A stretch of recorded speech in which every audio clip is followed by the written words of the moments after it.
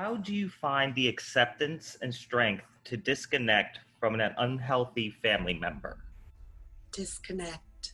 Well, again, there is no disconnection vibrationally, and there is no disconnection from each other energetically. However, there is the choice on who to physically spend time with and who to physically not spend time with. And it is just as simple as a decision. It's a decision that you make in all forms of relationships, within families, within friendships. Each one of you has experienced a time in one or many of the friendships that you have had when, say, a friend wanted to spend time together and you did not. And in those times, it's perfectly to say no. Again, without feeling as though there is any wrongness in it.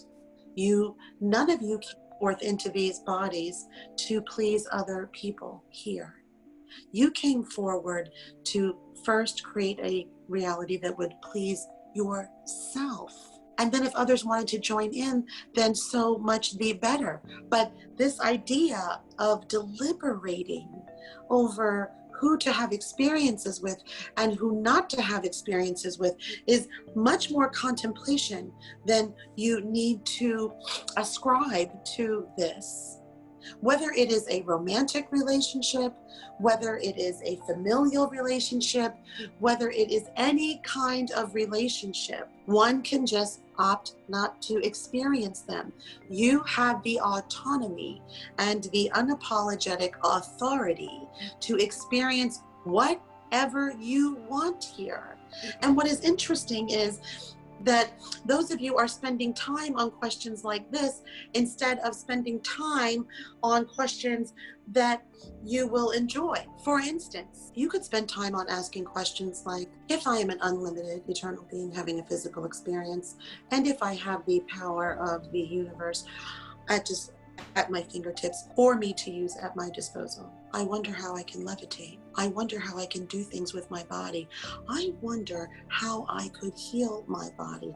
The presumption of this question first assumes the acknowledgement that you know what and who you are. You see, the question presumes that there needs to be a concern in the wrongness of not having any experience. And that is not true. There is no wrongness.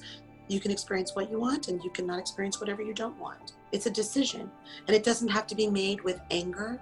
It doesn't have to be made with hate or resentment. It can be in an understanding where you are honoring the evolution of the other person that you do not wish to spend time with, and understanding that that is not your preference right now. And it can be that simple. Most people feel they have to justify their position. It has to be explainable.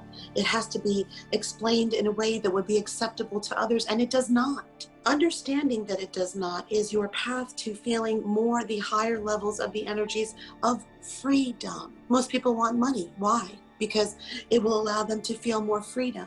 When in fact, there are actions and decisions and thoughts that you can take right now that will already allow you to feel free. You always were free. You never needed permission. You didn't come here to have anyone's permission but your own. Now, I realize at some level that this may sound a bit selfish, but it is nonetheless the truth. You do not need the validation of anyone else's support for any decision that you want to make. Certainly, I am not speaking of decisions that would physically harm people. I am now speaking of the day-to-day decisions that most of you grapple with, because of the constructs of your limiting beliefs, that you are not free, that you do need permission, that others, friends, family members would have to validate a decision that you make before you take action, which again is just a thought in motion. You are free to engage and have relations with anyone that you wish on the planet, or not. It is that simple. And here's what is interesting, going back to the last conversation as well, and tying it into this answer. Not only did you not need anyone's permission to make any decision that you wanted to experience anything that you wanted to in this life, you also were not burdened by the obligation or the responsibility to, from some misplaced sense of righteousness, accommodate yourself into an experience of someone else who is operating from a fear-based, limiting belief system. There are people that are literally holding themselves in a reality jail. They have locked the key on the bars themselves, not understanding that because one loves another person does not require you to settle for less than the reality that you would like to create because another person chooses to. And while there is no wrongness in the other person choosing a much more limited experience, that is based on some fear-based idea, which are always untrue, does not obligate you out of love to concur and have that experience with them. So in this dynamic, whether it is a family member or a loved one, it is always acceptable for you to examine exactly what it is you're observing and make a decision on whether or not that's what you want to experience. Here's another thing that most do in the process of settling for less than what they want and can have. They will justify it by telling themselves, well, 2 out of 3 isn't bad. You didn't come here to experience 2 out of 3. An unlimited, eternal being having a physical experience with all of your senses, which can make your experience so luscious and exuberant, did not come here to experience 2 out of 3. The being that you are that came forth into this body understood, I can have 4 out of 3. I can have much more than in my limited capacity I have ever allowed myself to imagine. But most of you will accommodate the construct of this reality prison by locking the key on your own bars, by convincing yourself in a very limited fashion that 2 out of 3 isn't bad. And if that is what you would like to experience in this reality, certainly you are free to do so. But I am here to tell you, you did not come here for 2 out of 3. You came here for 11 out of 10. You came here to see how far you could go with the deliberate manipulation of everything you desire without judging its rightness or wrongness, and experience it in the flesh here, in the flesh, through your relationships. And so it is interesting then, because the question of whether or not there is permission to end a relationship is directly tied to the personality not fully achieving a level of awareness within its powerful energy resonance. And sometimes when we see people becoming very powerful, very unapologetic, very entitled to their own life, you have been taught that this is a negative attribute, that power is negative, money is negative, selfish within a relationship is negative. And that is when you begin to construct in your minds the false premise that will allow you to settle for a paltry existence, a paltry reality, when you could be flying high on that chemical flight that your brain and your body are going to take every day. You can't wait to wake up in the morning because your experience is so much more than you ever allowed it to be, if you would just alter some limiting beliefs.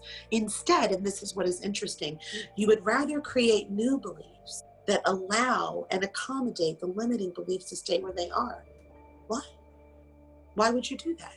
Because it's become a part of your identity? Because who would you become? Who would you be acting like? And how many people would take affront at the new version of you, which is very selfish in your reality, according to them? But it is not. It is not selfish. You came here to create unapologetically. You came here to feel what that power of creation feels like in a physical body.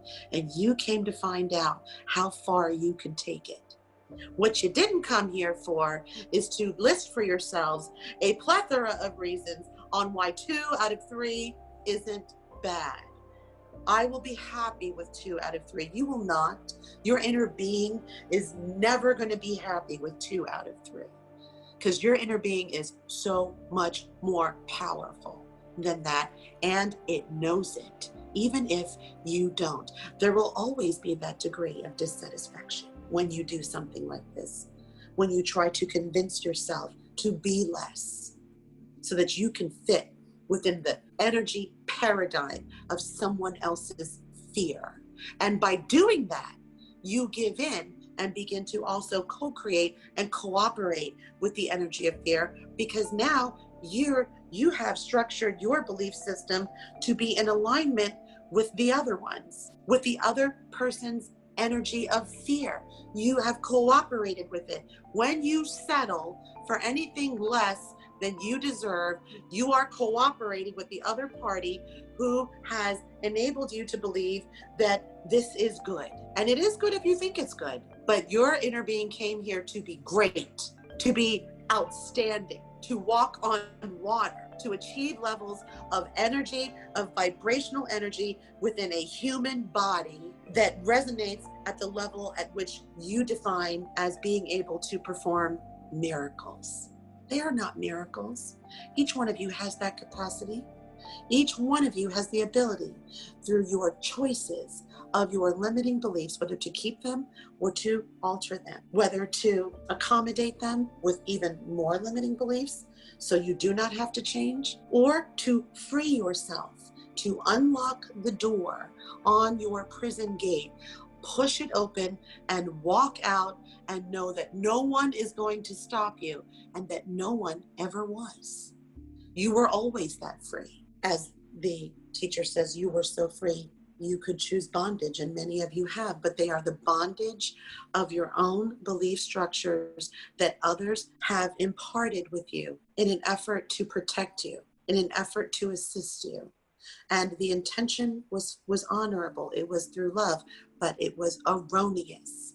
And it is more than acceptable for you to disregard them now and choose to construct a belief system, construct thoughts that are more in harmony with the authenticity of your unapologetic power. So the long answer to that question is no, you do not need permission to end a relationship. No, you never did. It is fine for you to end it whenever you wish. It always was. And that is for any relationship, whether it is familial, whether it is romantic, whether it is friendship-based, whether it's with your landscaper. If you do not like the experience that you're having, it is perfectly acceptable for you to terminate a relationship. Period. At will. We are not saying that you have to be unkind. One can do this very lovingly and with compassion, but one can do it without apology and with compassion.